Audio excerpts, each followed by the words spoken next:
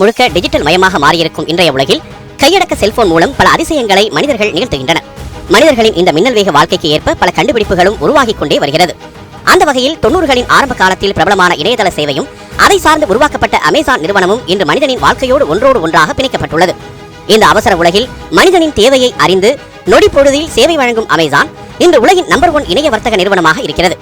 அமேசானின் ஆரம்பம், அமேசான் எதிர்கொண்ட சவால்கள், அந்த சவால்களை தவிடுபொடியாக்கி உச்சம் தொட்டது, மக்கள் மத்தியில் செல்வாக்கான நிறுவனமாக திகழ்வது உள்ளிட்டவற்றை ஆராய்ந்து பார்ப்பதன் மூலம் அமேசான் நிறுவனத்தை உண்மைக்கு மிக நெருக்கமாக நம்மால் பார்க்க முடியும்.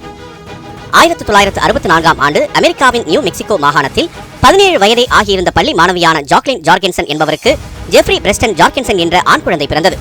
அவர்தான் பின்னாளில் அமேசான் சாம்ராஜ்யத்தை உருவாக்கிய ஜெஃப் பெசோஸ்.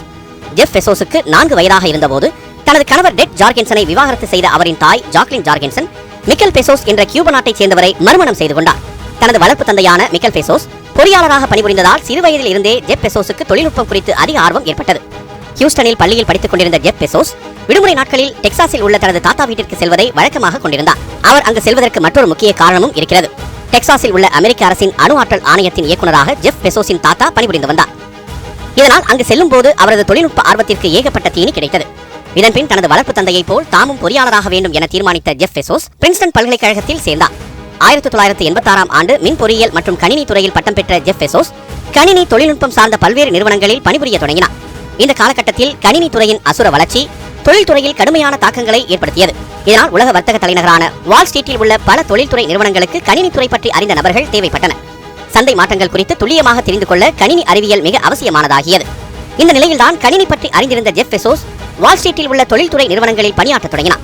ஜெஃப் பெசோஸுக்கு வர்த்தகம் குறித்து பல நுணுக்கங்களை வால் ஸ்ட்ரீட் கற்றுக் கொடுத்தது.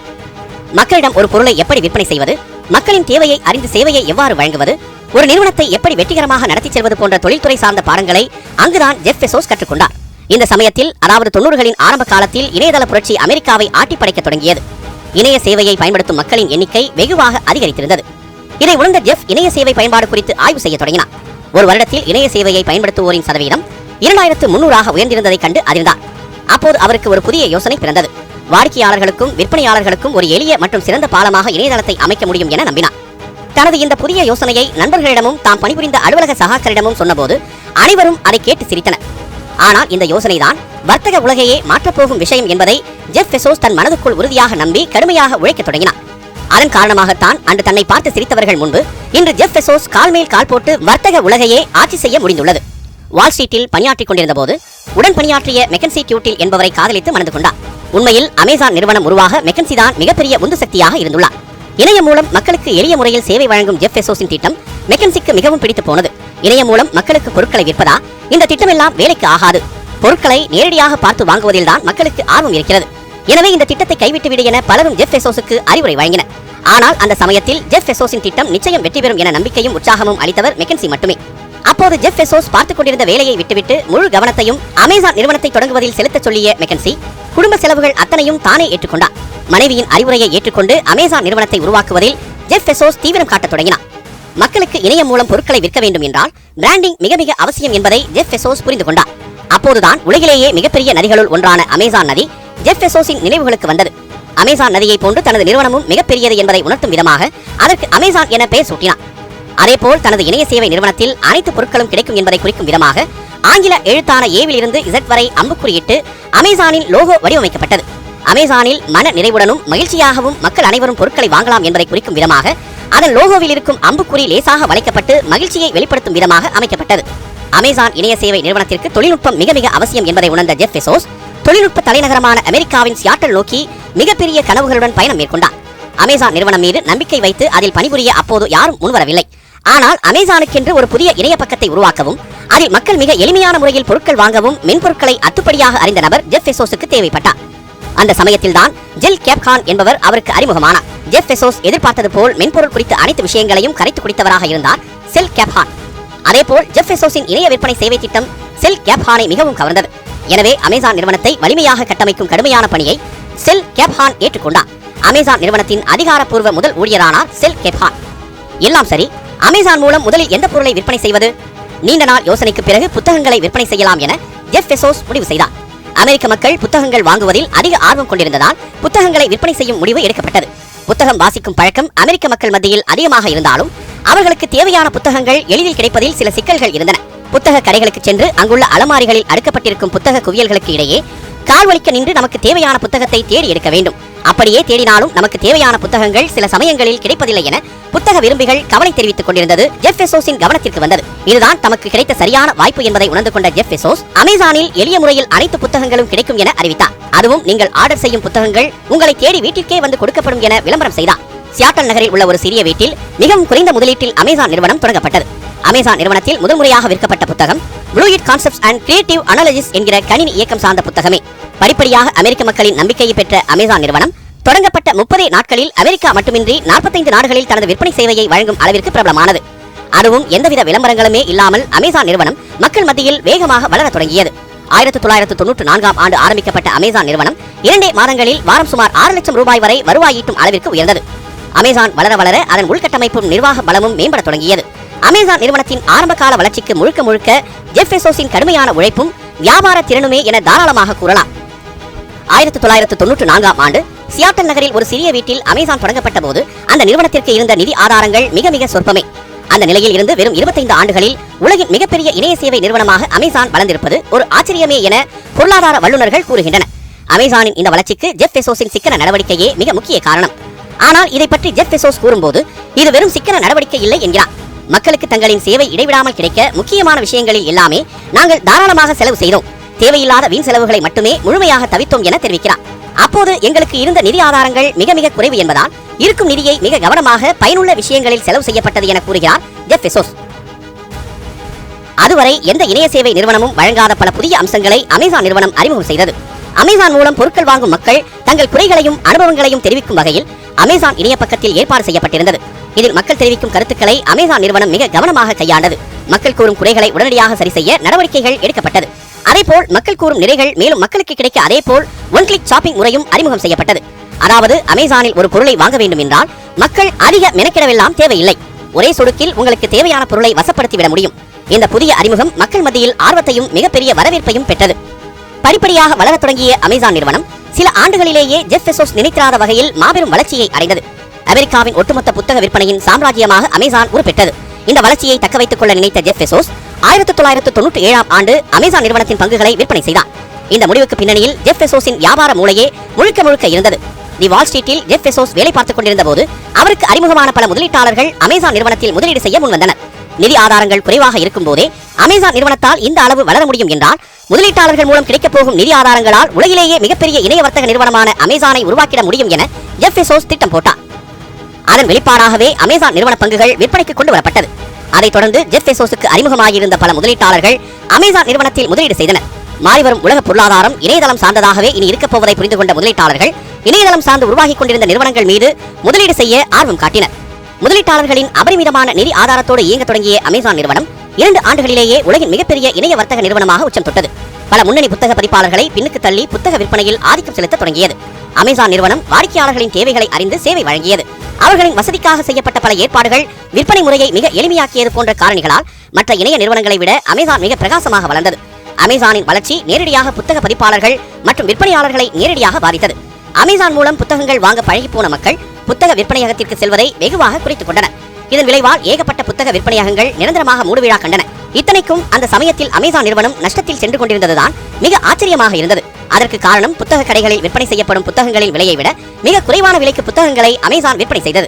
முதலீட்டாளர்களின் முதலீடு இருப்பதால் நஷ்டத்தை பற்றி கவலைப்படாத ஜெஃப் பெசோஸ் முதலில் மக்களை அமேசான் நிறுவனத்திற்கு பழக்கப்படுத்த வேண்டும் என முடிவு செய்தார். அதன் மூலம் தனக்கான ஒரு புதிய சந்தையை உருவாக்கிவிட்டால் அதன் பின் லாபம் பார்க்கலாம் என நீண்ட கால திட்டத்தை ஜெஃப் பெசோஸ் போட்டு வைத்திருந்தார்.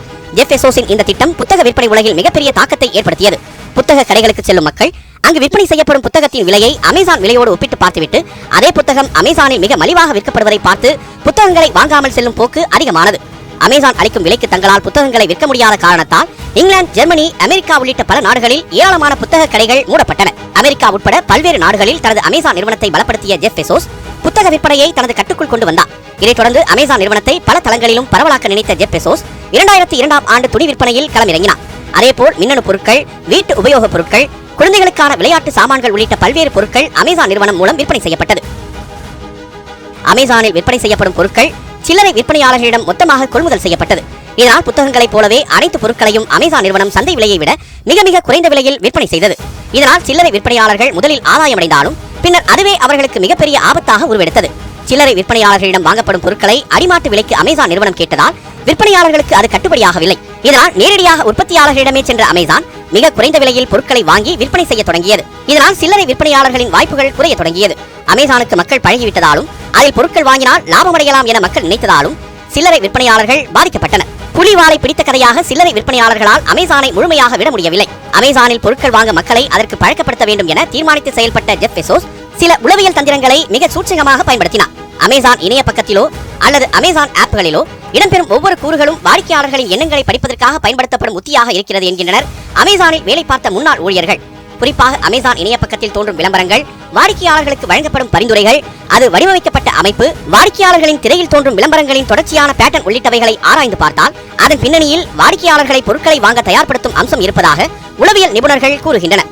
இதற்கு வலு சேர்க்கும் வகையில் வாடிக்கையாளர்களின் செயல்கள் அமேசான் நிறுவனத்தால் பகுப்பாய்வு செய்யப்படுவதாக அதன் முன்னாள் ஊழியர்கள் தெரிவிக்கின்றனர். அதிலும் வாடிக்கையாளர்களின் செயல்களை பகுப்பாய்ந்து அதன் மூலம் தரவுகளை சேகரித்து விற்பனையை அதிகப்படுத்தவே தனித்துறை அமேசானில் செயல்படுவதாக கூறுகின்றனர். அமேசான் இணைய பக்கத்தை பயன்படுத்தும் வாடிக்கையாளர்கள் அதன் சேவையில் ஒரு நொடி இடைஞ்சல்களை சந்தித்தாலும் ஒரு வருடத்தின் மொத்த வருவாயிலிருந்து சுமார் 160 கோடி இழப்பு ஏற்படுவதாக கணக்கிடப்படுகிறது. அமேசான் நிறுவனத்தின் வளர்ச்சிக்கு அதன் ஊழியர்களின் உழைப்பு மிகப்பெரிய பலமாக அமைந்திருக்கிறது. ஒரு நிறுவனம் வளர அதன் ஊழியர்கள் முக்கியம் என்பதை புரிந்து கொண்ட ஜெஃப் பெசோஸ் ஆரம்ப காலகட்டத்தில் ஊழியர்களை தானே நேரடியாக தேர்ந்தெடுத்தார். அமேசான் நிறுவனம் வாடிக்கையாளர்களின் நம்பிக்கையை சார்ந்து இருப்பதை புரிந்து கொண்ட ஜெஃப் பெசோஸ் அமேசான் நிறுவனம் எப்போதும் வாடிக்கையாளர்களின் தேவையை சார்ந்தே இயங்க வேண்டும் என்பதில் உறுதியாக இருந்தார். வாடிக்கையாளர்களுக்கும் அமேசானுக்கும் இடையே இருக்கும் உறவை மேம்படுத்துவது பற்றியே எப்போதும் சிந்தித்துக் கொண்டிருந்த ஜெஃப் பெசோஸ் அமேசான் ஊழியர்களிடம் மிகவும் கண்டிப்பாக நடந்து கொண்டார். ஊழியர்களை ஜெஃப் பெசோஸ் முறையாக நடத்தவில்லை என்ற குற்றச்சாட்டும் இந்த சமயத்தில் பலரால் எழுப்பப்பட்டது. அமேசானில் விற்கப்படும் பொருட்கள் அனைத்தும் உலகின் பல்வேறு இடங்களில் உள்ள அமேசான் கிடங்குகளில் வைக்கப்பட்டிருக்கும். ஒவ்வொரு அமேசான் கிடங்கும் சுமார் 58 கால்பந்து மைதானத்தின் அளவில் இருக்கும். வாடிக்கையாளர்கள் ஆர்டர் செய்யும் பொருட்களின் விவரங்கள் மின்னல் பொழுதில் அமேசான் கிடங்கில் வேலை பார்க்கும் ஊழியர்களுக்கு வந்து சேரும். அதன் அடிப்படையில் ஊழியர்கள் பணியாற்ற வேண்டும். வாடிக்கையாளர் ஆர்டர் செய்யும் ஒரு பொருள் அமேசான் கிடங்கிலிருந்து எடுக்கப்பட்டு அது வாடிக்கையாளர்களை வந்தடையும் மொத்த செயல்முறையில் பல இடங்களில் இயந்திரங்கள் பணியமர்த்தப்பட்டிருக்கின்றன. இதன் காரணமாக அமேசான் கிடங்கில் பணியாற்றும் ஊழியர்கள் இயந்திரங்களுக்கு இணையான வேகத்தில் செயல்பட்டே ஆக வேண்டும். இதனால் அமேசான் ஊழியர்கள் கடுமையாக வேலை வாங்கப்படுவதாக பல குற்றச்சாட்டுகள் எழுந்து வந்தன. அதற்கு ஆதாரமாக பணியின் போதே சில ஊழியர்கள் மயங்கி விழுந்த சம்பவங்களும் நிகழ்ந்தன. கிடங்குகளில் நிலவும் அதிகப்படியான உஷ்ணத்தால் தான் ஊழியர்கள் மயங்குவதாக கூறப்பட்டதால் அப்போது அதை சரி செய்ய அனைத்து கிடங்குகளிலும் ஏர் கண்டிஷனர் பொருத்தப்பட்டது. ஆனாலும் அமேசான் ஊழியர்கள் தாங்கள் கடினமாக வேலை வாங்கப்படுவதாக உலகம் முழுவதும் அடிக்கடி போராட்டம் நடத்துவதும் நடந்து கொண்டேதான் இருக்கிறது. அமேசான் நிறுவனம் அடுத்ததாக தொடுத்த பிரம்மாஸ்திரம் இ-ரீடர், அதாவது புத்தகங்களை அமேசானின் கிண்டில் இ-ரீடர் மூலம் மின்னணு முறையில் படிக்கலாம். இது வழக்கமான புத்தகங்களில் இல்லாத பல சிறப்பம்சங்களை கொண்டிருந்ததால் வாடிக்கையாளர்கள் பலர் அமேசான் கிண்டில் வாங்குவதில் அதிக ஆர்வம் காட்டினர். இதன் மூலம் புத்தகங்களை விற்பனை செய்வது மட்டுமல்லாமல் எழுத்தாளர்கள் விரும்பினால் அவர்களின் புத்தகங்களை அமேசான் கிண்டிலில் இ புத்தகமாக மாற்றி விற்பனை செய்யலாம். அதற்கான ராயல்டி விலை எழுத்தாளர்களுக்கு வழங்கப்படும். இப்படி தினந்தோறும் அறிவிக்கப்பட்ட புது திட்டங்கள் அமேசானை அடுத்த கட்டத்திற்கு நகர்த்திச் சென்றது. கிண்டில் இ-ரீடர் அறிமுகத்திற்கு பின் அமேசானின் ஒட்டுமொத்த வருவாய் 40% உயர்ந்தது. அமேசானின் கிண்டிலின் வெற்றியின் எதிரொலியால் மிகப்பெரிய நிறுவனமான ஆப்பிளும் அமேசானை நேரடியாக எதிர்கொள்ள தொடங்கியது. கிண்டிலுக்கு போட்டியாக ஆப்பிள் நிறுவனம் தனது ஐபாட்களில் இ புத்தக சேவையை வழங்கியது. இதற்கு எதிர்வினை ஆற்றிய அமேசான் கிண்டிலில் சில அதிநவீன மாற்றங்கள் செய்து கிண்டில் பேப்பர்வைட் என்கிற புதிய சேவையை வழங்கியது. இப்படியாக தொடர்ந்து செயல்படுவதன் மூலம் தன்னை மக்கள் மத்தியில் செல்வாக்காக வைத்துக் கொண்டது அமேசான் நிறுவனம். சிறு வயதிலிருந்தே விண்வெளி வீரனாக வேண்டும் என்கிற ஆசையை கொண்டிருந்த ஜெஃப் பெசோஸ் விண்வெளி ஆராய்ச்சியில் ஈடுபடவும் விண்வெளி பயணம் மேற்கொள்ளவும் 2004ஆம் ஆண்டு ப்ளூ ஆரிஜின் என்கிற நிறுவனத்தை தொடங்கினார்.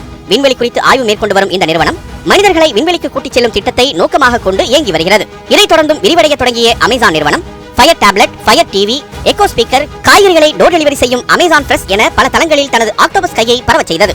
அமேசான் வாடிக்கையாளர்களுக்கு அமேசான் பிரைம் என்கிற புதிய சேவையை அறிமுகப்படுத்திய ஜெஃப் பெசோஸ் அந்த சேவையை பணம் கொடுத்து வாங்கும் வாடிக்கையாளர்களுக்கு 2 நாட்களில் பொருட்கள் வந்தடையும் என அதிரடியாக அறிவித்தார். அமேசான் தனது வாடிக்கையாளர்கள் ஆர்டர் செய்யும் பொருட்களை 1 மணி நேரத்திற்குள் டெலிவரி செய்ய வேண்டும் என இலக்கு நிர்ணயித்துள்ளது. அதன் வெளிப்பாடாக ட்ரோன்கள் மூலம் டெலிவரி சேவையை வழங்கும் முயற்சியில் அமேசான் நிறுவனம் ஈடுபட்டுள்ளது. இப்படி புது திட்டங்கள் மூலம் இணைய வர்த்தக உலகில் கோலோச்சி வரும் ஜெஃப் பெசோஸை ஃபார்ச்சூன் மேகசின் 2012ஆம் ஆண்டின் பிசினஸ் பர்சன் ஆஃப் தி இயராக அறிவித்தது. 2018ஆம் ஆண்டு $112 பில்லியன் சொந்தக்காரரான ஜெஃப் பெசோஸ் உலகின் முதல் பணக்காரராக உச்சம் தொட்டார். இன்று வரை உலகின் முதல் பணக்காரராக அவரே நீடித்து வருகிறார்.